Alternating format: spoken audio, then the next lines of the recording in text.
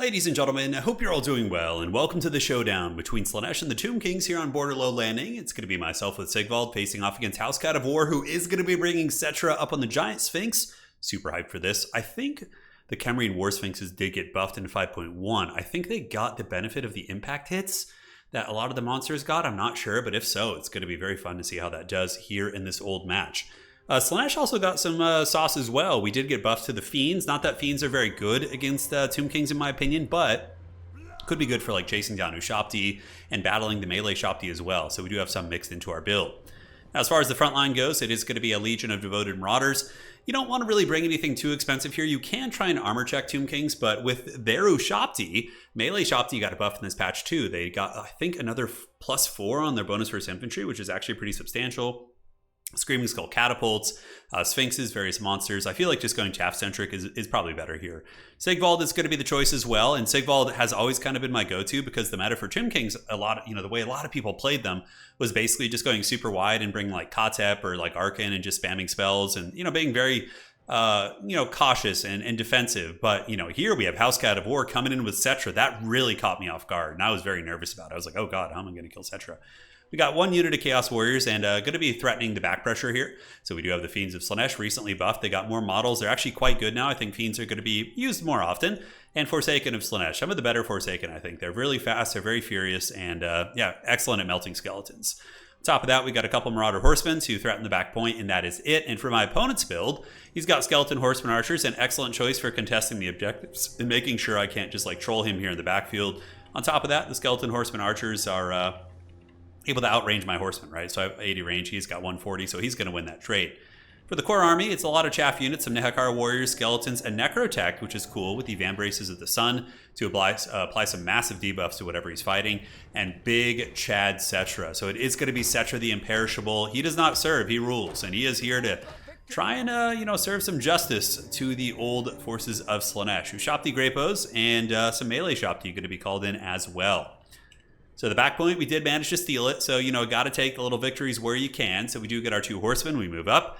And in the bushes, my Fiends are now going to be waiting in ambush. So I do not believe my opponent can see them yet. So here they are. I was expecting that he was going to be sending some Ushabti over here to deal with my melee threat that he probably saw running into the tree line. I'm not sure. So I figured the Fiends would be a good counter against that. In the middle, I do get more capture weight. SETTRA only counts for, I believe, 3 capture weight on the big monster. And I do have all my warriors here. So we just got to eat it right now. And here comes the big man charging in on the Sphinx. Going to be punting some of those guys. And yeah, man, that's really, really good. That's definitely the impact hits. You see those Devoted Marauders getting their bread absolutely buttered by SETTRA, which is cool to see because a lot of those big monsters were kind of overwhelming.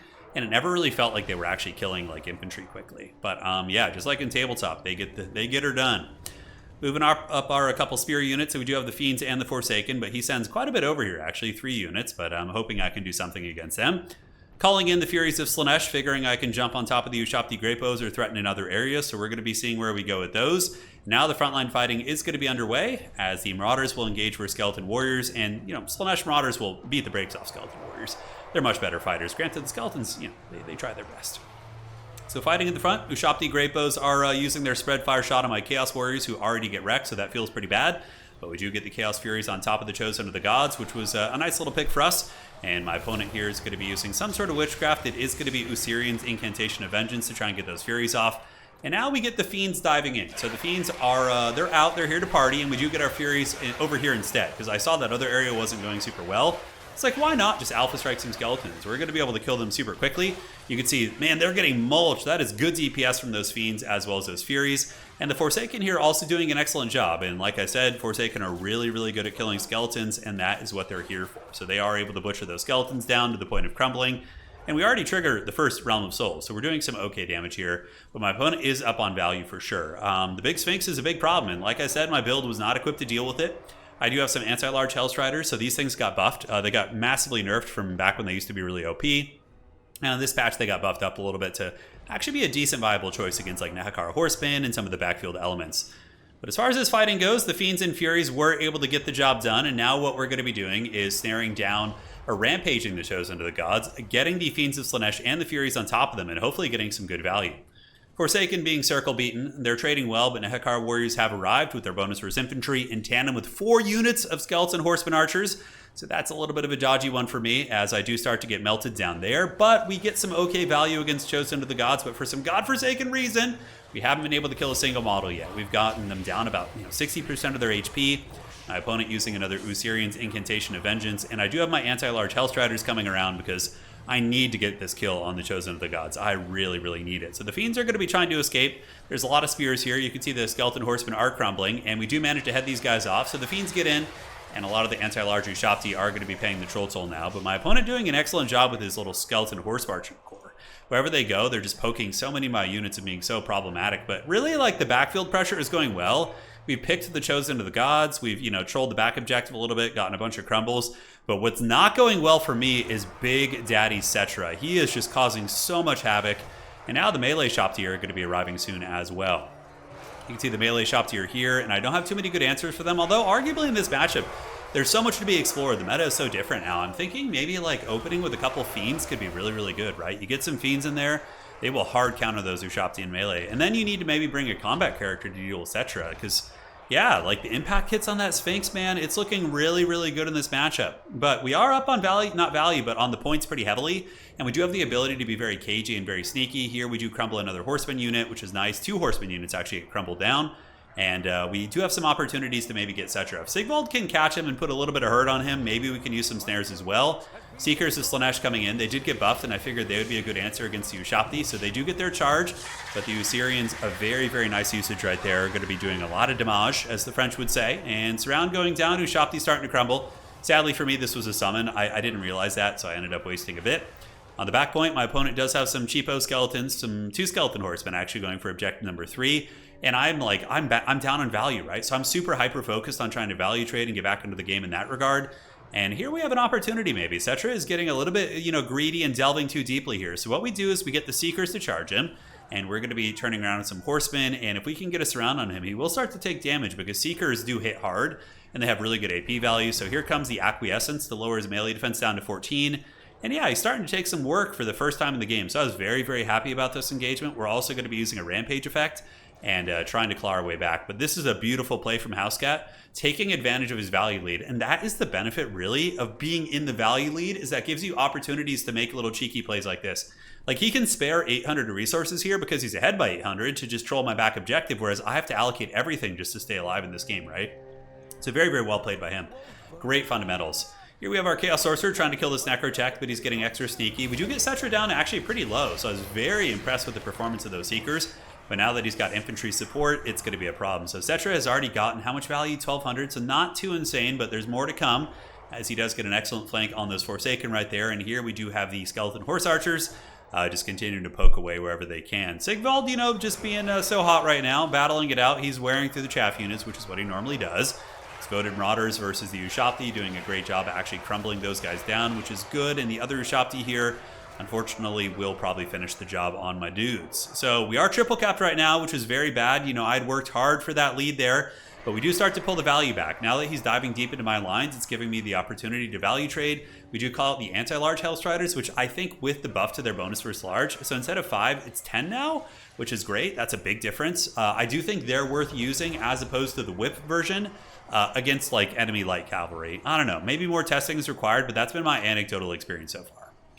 So we do start to clear out those Skeleton Horsemen Archers and Nakara Horsemen and all those different tools in the backfield, but the middle objective is looking incredibly dodgy. It's basically just Sigvald fighting there. We do have some warriors making their way back up, but they are going to take some missile fire. And Big Daddy SETTRA, man, he's still a problem. I don't have like really effective ways of dealing with him outside of like catching him in really bad situations and maybe getting us around here and there. It's a tough one for sure. The value is 6.6 against 7.3. Remember, he has Lore of Nehekara, and he does also have Realm of Souls. So there's a fair amount of healing being factored in here. I know if I want any chance in this game, we have to grab this objective back here. So we are going to be getting these Warriors and the Hellstriders and our Chaos Sorcerer trying to catch some of these Archer units if we can. I'm really hoping Sigvald also will be able to do some work, and he's doing good. I mean, Sigvald is crumbling 3 units of infantry here, solo, and just taking them out. I mean, he's gotten 169 kills. Nice, that's what she said.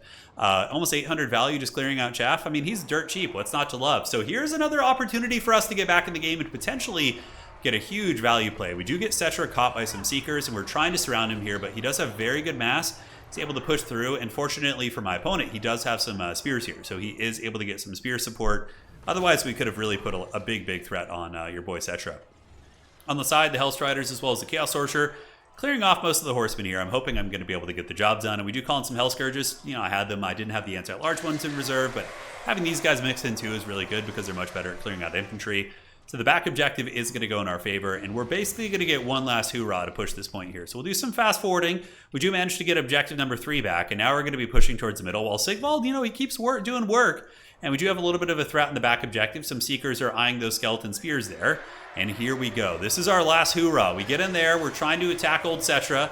We do get some good damage on him, and now the Ushabti are moving in, but Ushabti are pretty weak against a lot of these Hellstriders, and SIGVALD's so hot right now. He's going in. He sees SETTRA the Imperishable. He is poisoned, but alas, SETTRA is going to get the support of all of his skeletons. Housecat has been playing excellent with his skeleton horsemen this game.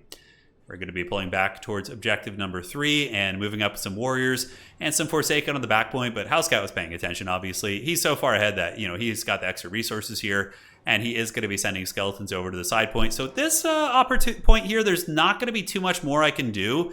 We do manage to get a big pit fight here, which is going to be okay, but he's got a lot of momentum coming, including the Ushabti, and I'm kind of beat up.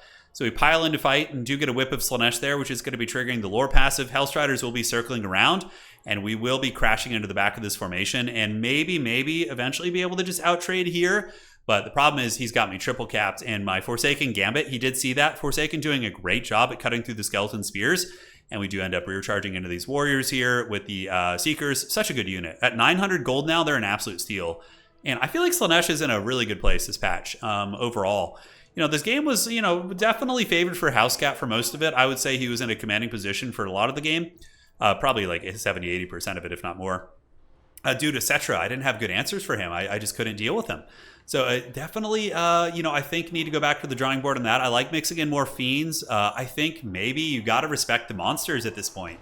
And you got to bring, you can see we actually, you know, get a little bit of progress here, but he's able to just swarm me with SETTRA as well. And SETTRA will take out all his characters. Yeah, I think you gotta bring a combat character, someone who can handle the big monster lord. Aside from that, the infantry trading is more or less fine. I liked the Fiends, even though they did get shut down a little bit. I think having some of those to deal with the Ushabti could be quite good. We'll go to the drawing board, but man, how cool is it seeing SETTRA just being a Chad and just running that game over, man. Melee Ushabti with their new buffs, not bad at all. And yeah, he put on an absolute Tomb King's clinic.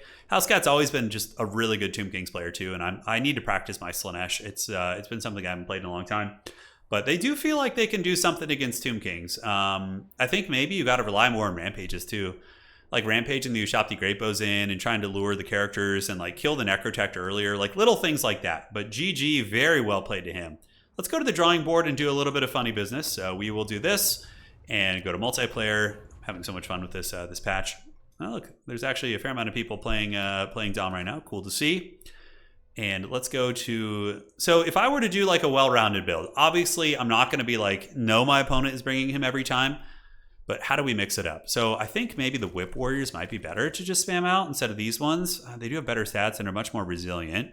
I like the anti-large boys. We'll bring one of you, probably 2 Seekers. Do we want to open with Fiends? I think we want a combat character. Now, bringing a Greater Demon is way too risky. I think Azazel is that sweet spot where he's a small target, but also can fight SETTRA if need be. So we get Acquiescence. And maybe we get the Pavane of Slaanesh to try and rampage. We bring Demon Blade. We probably cut Domineering Aura. We keep this, so when he's fighting SETTRA, he's going to be getting sauced. Maybe bring a Soul Grinder of Slaanesh, and then from here, I think the Double Cultist actually sounds kind of good to me. So we do you, we just bring this, and we bring this. That's going to give you a lot of fighting power, and then you're going to have tools to deal with the big monster. Although, arguably, if we are going to bring the Soul Grinder, we probably don't need to bring Azazel. We could bring like a cheap Caster Lord, but I don't know. I like Azazel. He can be annoying for sure. Yeah, I've had some success with Azazel, but yeah, maybe we cut you and just get like, you know, double basic Marauder. Or we could open with a Forsaken in the build to like back pressure. I actually like that Forsaken back pressure. I thought that was very good.